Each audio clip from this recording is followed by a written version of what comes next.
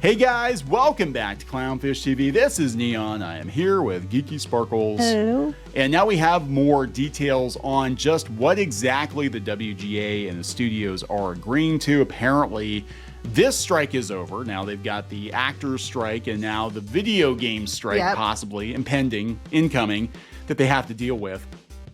But it's kind of interesting because you read the fine print, and I think it's a win on some level for these guys. They got mostly what they were asking for, but the fine print, it seems to me like they're not going to get exactly what they want. It's not to the level they want. Not to the level they wanted. But again, this is negotiation. You have to give and take. And, right, that's what negotiation means. I thought they were writers. Anyway, right. So we're gonna talk about this. They've got more details today. Again, it just happened over the weekend.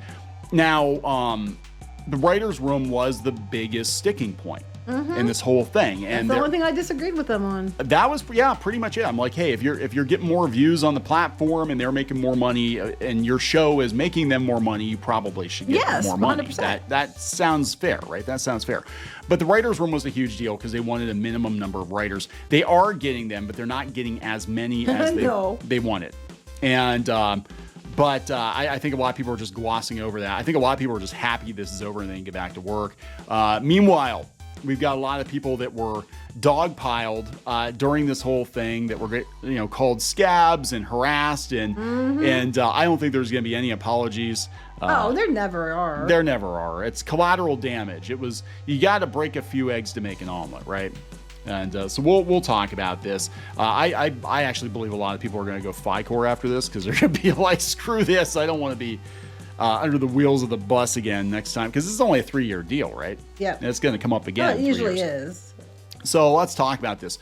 Before we get into it any further, please subscribe for more pop culture news, views, and rants, guys. If you do, you'll get a woohoo. Woohoo! Some woohoos in Hollywood now, are they going to honor their verbal arrangement with the actors? Because they said they would not go back to work until the actors got theirs as well. Well, they still don't have this agreed to. Don't they have to vote on this yet? They have to vote on it, but if they vote it through.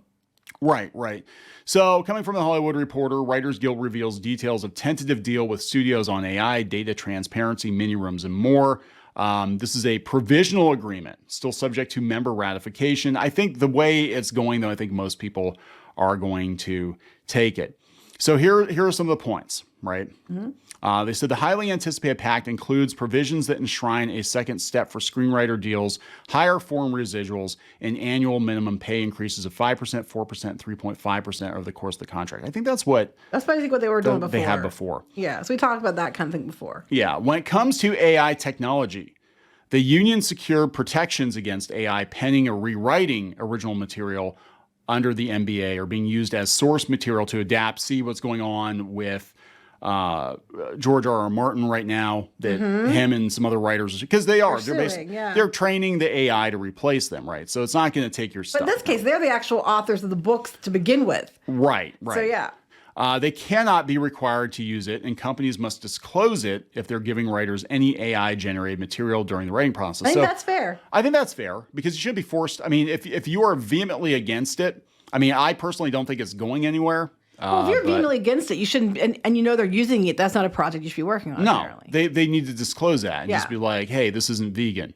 Basically, this isn't, we're using AI to tweak some stuff. Are you okay with that? Yes or no? And if you say no, then don't take that job. Don't take the job, right? In addition, the WGA reserves the right to assert that exploitation of writers' material to train AI is prohibited. Okay, again, I agree with that. I don't think they should be taking it. One important and sticky priority for the union this negotiation cycle was attaching compensation to the success of streaming shows. Again, this is another one that I agreed with. I do agree with this as well. If you are bringing more to the platform than somebody else, I think you should get paid more than they do if your show is bringing it. The union proposed to establish a viewership-based residual in addition to existing fixed residuals to reward programs with greater viewership, and to require transparency regarding program views. Personally, I think if you're going to you get more money on the success of the show, I think that you should also not have, you shouldn't be given money if the show doesn't do well, but that's just me. I think so. I think there should be a base, and like you have to hit, kind of like in publishing, like they'll give you an advance, and it probably does. I mean, it probably does. Where I don't know the details of Netflix deal. I don't have a Netflix deal, but I'm saying it probably does work that way. Like until you hit X number of viewers or whatever, there's no more money. Right. You know, it said the compromise with the studios was establishing a new residual that would reward projects that are viewed by 20% or more of the service's domestic subscribers in the first 90 days of release, or in the first 90 days in any subsequent exhibition year. Made for streaming films and series would incur a bonus of 50% of the fixed domestic and foreign residual once it hit that benchmark, resulting in bonuses like $9,000 for a half-an-hour episode on major streaming services and $40,000 for a streaming feature with an over $30 million budget. So this is kind of granular. Most people probably won't hit those numbers. A lot of the people that are complaining the loudest are probably not going to hit those numbers. But they're going to be like, yeah, it's a win for us, until you realize, like, yeah, no, you actually have to perform. You have to perform. Like, we'll give you more money if you perform. And I think that's completely fair. I think that's completely fair as well. As for streaming transparency, the compromise was limited. The union will have confidential access to the total number of hours streamed, both domestically and internationally, of self-produced, high-budget streaming programs like a Netflix original, and may share information with the membership in aggregated form. In other words, there will be somewhat more transparency. Yeah, but see, here's what... Somewhat. This is what I don't agree with. I think they're going to be transparent the whole way around. I mean, I think they should be transparent, but they should be transparent with...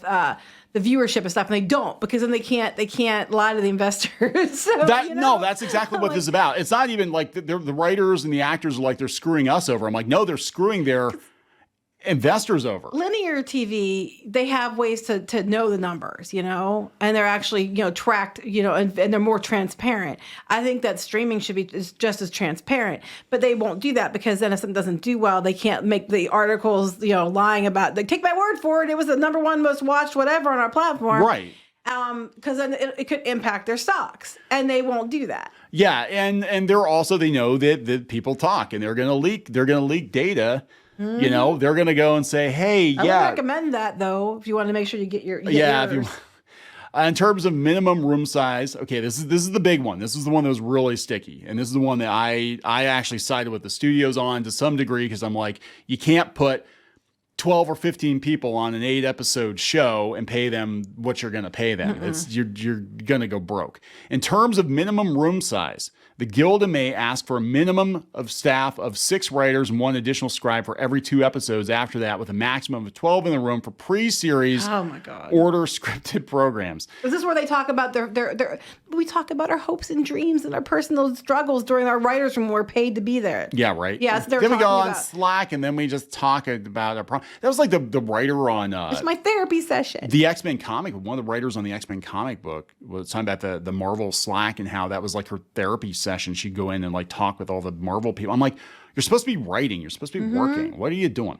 The tentative agreement includes a minimum staff size of 3 writer-producers for a first season show for development rooms running 20 weeks or longer, with a formula for additional seasons tied to the number of episodes. Minimum room size has been one of the thorniest issues during the work stoppage. That's basically why they supposedly turned down the last offer. Yep. So they got 1 more. Right. It was 2, now it's 3? I believe so. They said showrunners previously were able to determine the size of their writing staffs. The WGA pushed for minimum room size requirements in a bid to prevent studios and streamers from employing artificial intelligence, because they don't pay dues.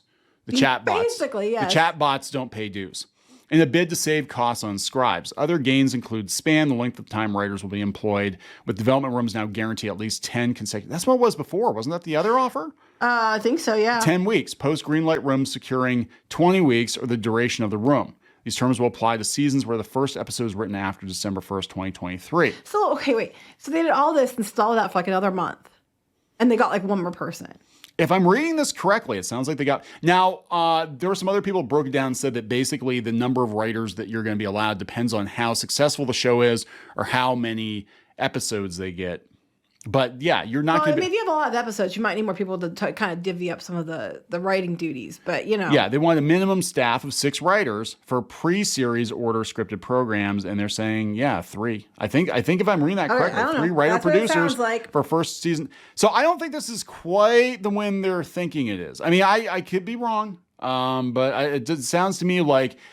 I think there are going to be fewer shows. And we'll talk about that too once we get through this. It said that the WGA entered the strikes for a cumulative 16% increase in residuals, and they wound up with 12.5%. Yeah, well, that's what negotiation is. Yes. That's still pretty good. That's still pretty good. The union additionally secured an increase in the employer contribution to the union's health fund based on reportable earnings of 0.5%. In the second year of the contract. As part of the deal, screenwriters clinched a guaranteed second step or point of payment in their deals whenever a writer is hired for a first draft screenplay for 200% of minimum or less, including original and non-original screenplays. They gained a new foreign residual formula with the Directors Guild of America earned in their deal. Okay, the union seemingly did not secure a commitment from AMPTP that would allow union members to refuse to cross other unions' picket lines without consequences. They asked for this starting in August. Yeah, as SAG-AFTRA remains out. Let me reread this. The union seemingly did not secure a commitment from AMPTP that would allow union members to refuse to cross the picket lines. So basically, they would get an out if they said, hey, this other group. But they didn't give them that out. They didn't give them that. They're like, no, if we're giving you the deal, you have to go back. But people asked that they were going to honor the other picket lines. They said yes. Verbally. But this doesn't give them a way to do that without consequences. But they're saying that they think that these shows are going to start up in early October again. Mm-hmm. You know what I'm saying? So I mean, will they actually hold out until the actors get there? I don't know, because now the actors are like, hey, we're gonna bring the video game people in too. I don't know. You know, I mean, I guess they can still write on stuff as long as they're not like going to where the actors are working and filming. I don't know. But they better, if they do, they better get called scabs right and left. Well, okay. So I knew you were going with this because you're so obsessed with this. No, it pisses me off because look, my understanding, and this Drew Barrymore is somebody that was born and raised and unfortunately passed around Hollywood, but I mean, she's been part of the Hollywood scene since birth, right? And she got canceled because she said she wanted to make sure her below the line people got to work, right? And she was also contractually obligated. She was contractually obligated. She didn't want to lose everybody on the show, get fired, and have no job. If this thing had gone on for another couple of months, there was a clause in her contract that they were within their rights to cancel the show, and that means everybody be out of work.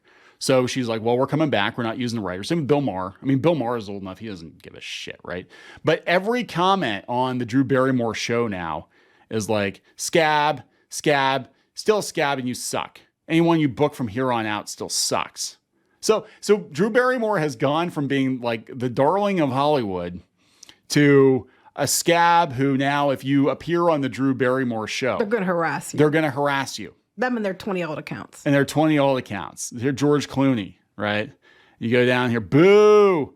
And half these people don't even work in Hollywood. They don't work in Hollywood. Technology activist. Okay. Don't cross the picket line. Scab.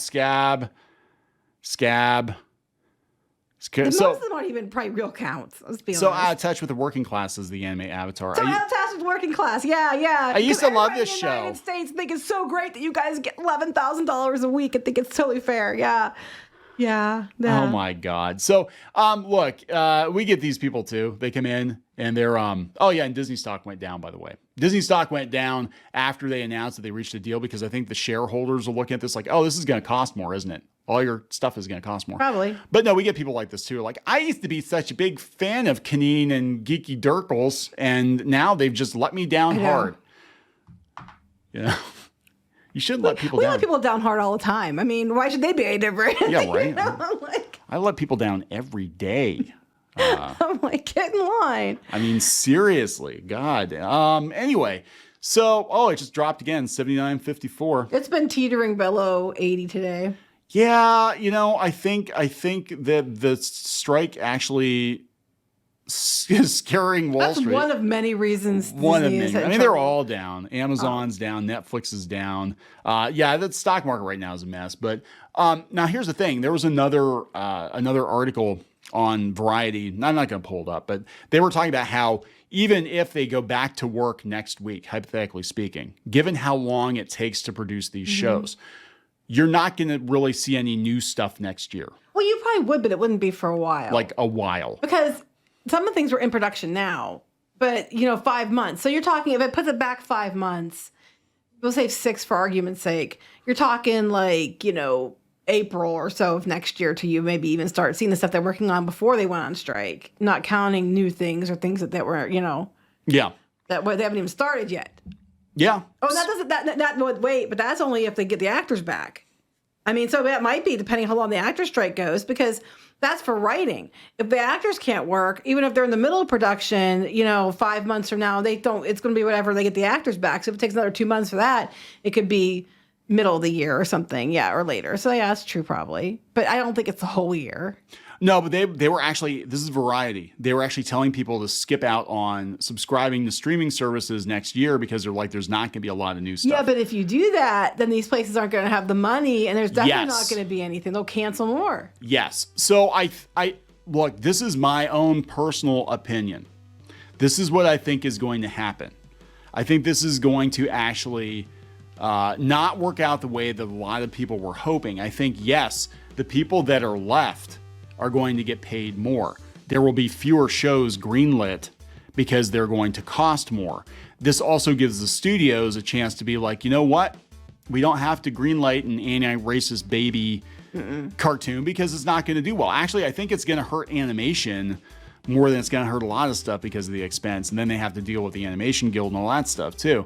But I'm just saying, like, I think there's going to be fewer shows, but then from their point of view, they're probably looking at like, it's like 3 or 4 of our shows that bring the majority of traffic to the platform. Why are we greenlighting 30 or 40 garbage shows that nobody's going to watch? Hold on. 79.75 was the low before. It just dropped to 79.54. Oh, that's not good. So we're watching this in real time. This Yeah, is because great. 79.75 was the 52-week low before, and now it just dropped below that. Well, there we go, guys. Disney is dropping. Disney's dropping. And it probably is because of this. Or partially. Partially. I don't think it's the whole thing. I There's think so that much. There's so much. Disney Take your has pick. no plan. They have no plan. Take your pick. So anyway, we're going to wrap this one up. Yes. So there we go, guys. That's what they're getting. I'm sure it probably is going to go through because the studios were like, yeah, we're pretty much It dropped done. again. Oh, boy. Okay, so please I wonder if subscribe. it'll go under 79. That'd be funny. Ooh, I'm watching that. All right. Okay, please subscribe for more pop culture news, views, and rants, guys. We'll talk later. Bye.